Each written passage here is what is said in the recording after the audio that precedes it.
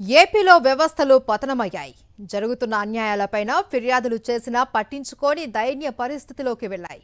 Police వ్యవస్థలాగే ఎన్నికల సంఘం కూడా తయారైందా?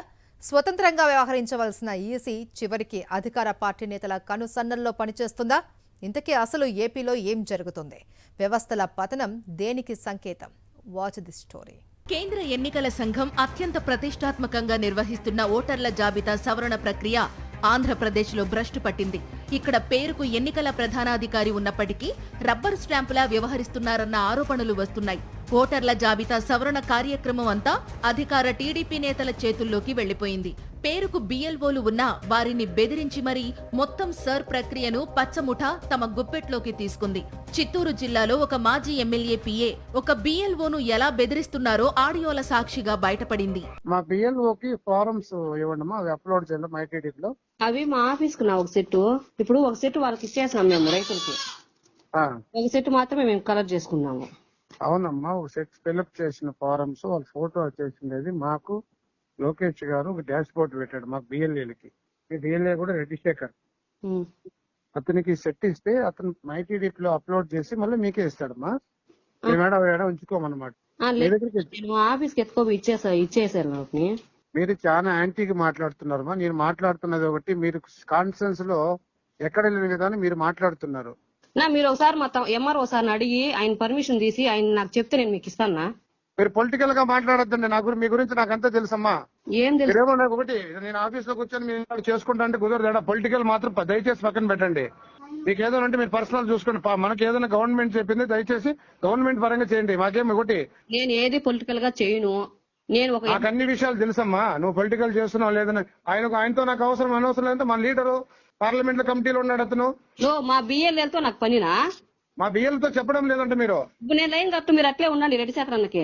మీరు ఫార్మ్స్ ఇవ్వాలంటే మీరు మొత్తం కాన్స్టెన్సీ మొత్తం అందరు బిఎల్ఓలు ఇస్తున్నారు, మా వాళ్ళు అప్లోడ్ చేస్తున్నారు. మీరేందుకు కొత్తగా మాట్లాడుతున్నారే? చూశారు కదా, మంత్రి నారా లోకేష్ తయారు చేయించిన మై టీడీపీ యాప్ లో ఎన్యూమరేషన్ ఫారాలను అప్లోడ్ చేయాలని ఒక మాజీ ఎమ్మెల్యే దగ్గర పనిచేసే పిఏ బెదిరిస్తున్నాడంటే అతనికి ఎంత ధైర్యం ఉండాలి? ఇక గత నెల 22న మంత్రి నారాయణ నెల్లూరులో ఒక మీటింగ్ పెట్టి బిఎల్ఓలు, municipal commissioner, mayor, deputy mayor, ఇతర అధికారులతో సర్పై సమీక్ష నిర్వహించారు. దీనిపై వైఎస్ఆర్ కాంగ్రెస్ పార్టీ ఫిర్యాదు చేసిన ఎన్నికల ప్రధానాధికారి చర్యలు తీసుకునే ధైర్యం చేయలేదు. ఆత్మకూరు నియోజకవర్గంలోని కోరిమెర్ల సచివాలయంలో ఎన్యూమరేషన్ ఫారాలు ప్రైవేటు వ్యక్తుల చేతుల్లో కనిపించాయి. వారు సచివాలయంలోనే కూర్చుని మరీ ఓటర్ల వివరాలను మైటీడీపీ యాప్ లో నమోదు చేశారు. అదేమని ప్రశ్నిస్తే మంత్రి ఆనం పంపించారు అంటూ సమాధానం చెప్పారు. రేపల్లె నియోజకవర్గం రాంబొట్లవారిపాలెంలో కూడా సచివాలయంలో ప్రైవేటు వ్యక్తులు ఎన్యూమరేషన్ ఫారాలను మైటీడీపీ యాప్ లో నమోదు చేసుకుంటూ కనిపించారు.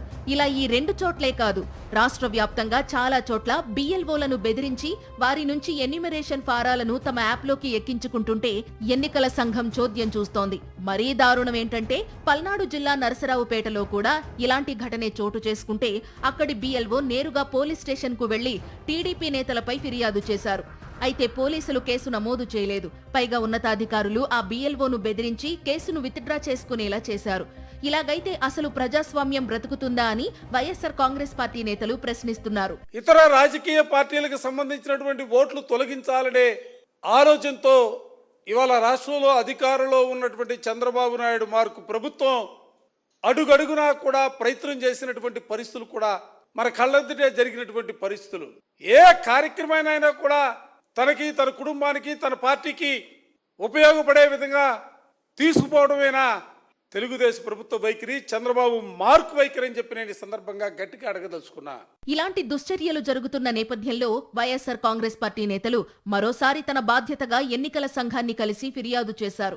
త్వరలోనే ఆ పార్టీ ఎంపీలు ఢిల్లీలోని కేంద్ర ఎన్నికల సంఘాన్ని కలిసి ఏపీలో జరుగుతున్న మొత్తం కుట్రలపై ఫిర్యాదు చేయాలని నిర్ణయించారు. మరోవైపు కోర్టు తలుపు తట్టి న్యాయ పోరాటం చేసేందుకు కూడా రంగం సిద్ధం చేస్తున్నారు.